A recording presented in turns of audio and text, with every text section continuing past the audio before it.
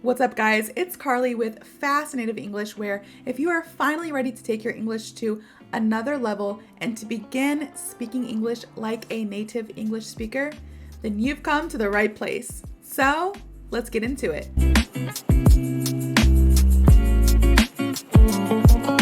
What is up, my friends and family here on YouTube? It is getting closer and closer to Christmas time, and I'm hoping that my videos are bringing the holiday cheer to your screen, whatever device you choose to watch my videos on. I hope they're a little bit more cheerful this month. So I have another idiom for you all today, and today's idiom is rings a bell. Again, that is rings a bell. Rings a bell. Oh, what a beautiful bell. Rings a bell just means to sound familiar, all right? So if something rings a bell, it sounds familiar. Maybe you've heard of it. Maybe you thought you've heard of it. Maybe you didn't even hear of it at all, but in your mind, you're like, oh, it sounds kind of familiar. Uh-oh, is that Sister Mary Mangala? I don't know, but the face rings a bell. Maybe I did hear of it, but I just forgot. So if it rings a bell, it just happens to sound familiar. So an example of this is actually a true little short story before I go into my deep dive story today. Last week, my company gained a new employee, but this employee isn't exactly new. This employee used to work with the company in a different department, left, and now he's coming back, all right?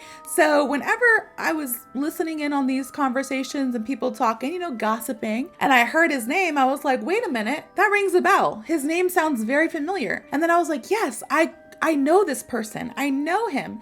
And they're like, yeah, it should ring a bell because he used to work here a few years ago. And I was like, oh yes, I remember him now. His name does ring a bell. So I couldn't really picture his face. I couldn't really remember exactly what he did, but I remembered his name. And then eventually when I started seeing his picture pull up, on our little meetings, and I see that he's there, I'm like, oh, now I remember him. His face, it rings a bell. His name definitely rung a bell. And I was like, okay, now I remember. So it rung a bell or rings a bell. Rung is past tense, all right?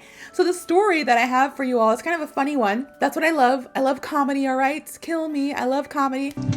You think you're a comedian? So I was in Korea, it was 2013, and it was my first springtime in Korea. And in Korea, and like many Asian countries, they have Japanese cherry blossoms and they bloom and they're just so gorgeous in the springtime. I always wanted to go to like a Japanese cherry blossom festival. 바람이 날리며 흩날리는 벚꽃잎이 울려 퍼질 이 거리를. And so I was talking to my friends about it, and my friends were like, oh yeah, there's this festival that goes on, and it's in Jinhae. Well, I was living in Suwon, and Jinhae was really, really far. It's like across the country next to Busan. So I was like, oh, that one's too far. I don't want to go really far away. I was like trying to stay around the area. I was kind of scared also at that time. My Korean was not that great, so I didn't want to go far. So I was asking my coworkers, my friends, about places around town where I could see these beautiful cherry blossoms. And one of my friends said Gyeongbokgun, and I was like, Gyeongbokgun, that rings a bell. I was studying a lot of Korean in my Korean classes. I literally went to a university to learn Korean, and I was there from like 8 a.m. to 3 p.m. every day studying Korean.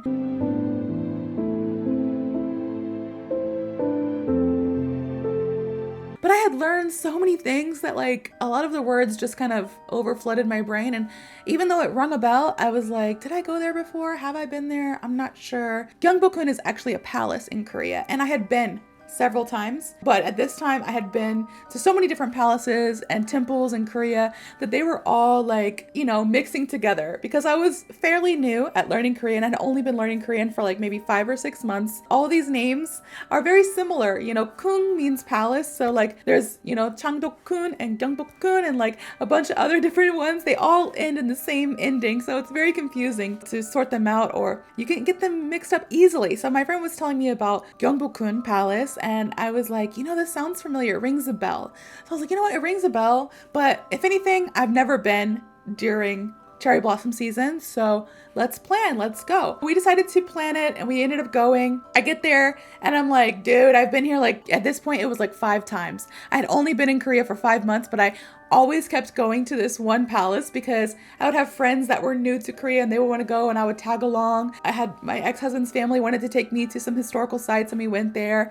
And then not too far from there is this place where you can shop all night long. I think it's called Dongdaemun. Yes, don't quote me on that because it's been a long time since I've been in that area. But yeah, you can shop. So I would go there, shop, and then, you know, I would see the palace sometimes when I'm over that way. So I had been many times. So like, once again, I went to Gyeongbokgun. The difference was the cherry blossoms were in bloom and they were gorgeous. I wasn't too mad about the fact that I had gone again for like the 6th time because it was very beautiful. But after that, we still had like most of the day left. We went through, I had already seen the palace so many times that I literally just went in, took some pictures again, and then saw the beautiful cherry blossoms, took some pictures with the palace in the background. And then I was like, all right, well, I'm done. Let's go do something else.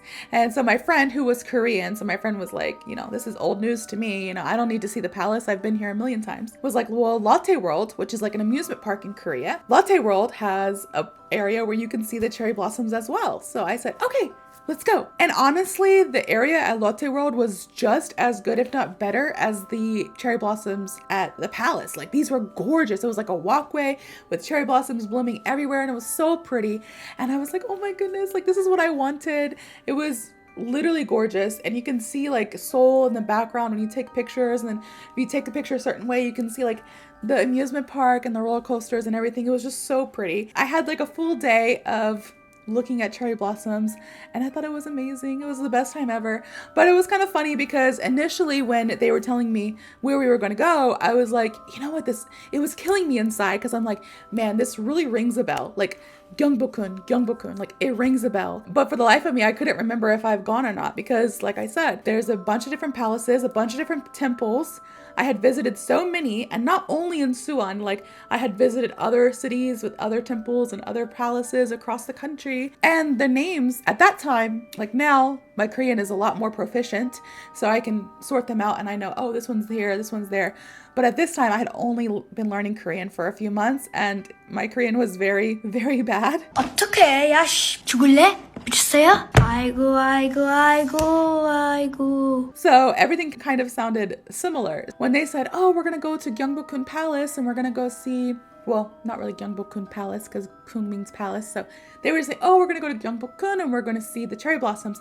I was like, oh, wait, that rings a bell. I think I know what you're talking about. I may or may not have been there before. What is around it? And they're like telling me like, oh, well, like there's a lot of things around it. It's in Seoul. And I was like, I have been to a palace in Seoul.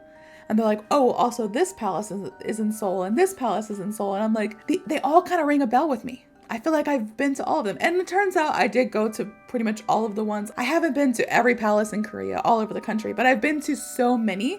So they do ring a bell sometimes whenever I hear, I'm like, oh, I think I've been there. Oh yeah, I have, you know. But at that time, I didn't know if I had gone or not. So I went and I'm so glad I did because it was beautiful. I've seen that palace, Gyeongbokgun, in every season because it's my favorite palace to visit in Korea. And it's beautiful no matter what. Like even on the hottest summer day, it's still beautiful. It's so beautiful in fall with the leaves falling and changing colors. It's beautiful to see it in the snow with the winter time. And it's so beautiful to see it in the spring with the cherry blossoms. Like that palace never fails. This is becoming a Seoul tour guide video.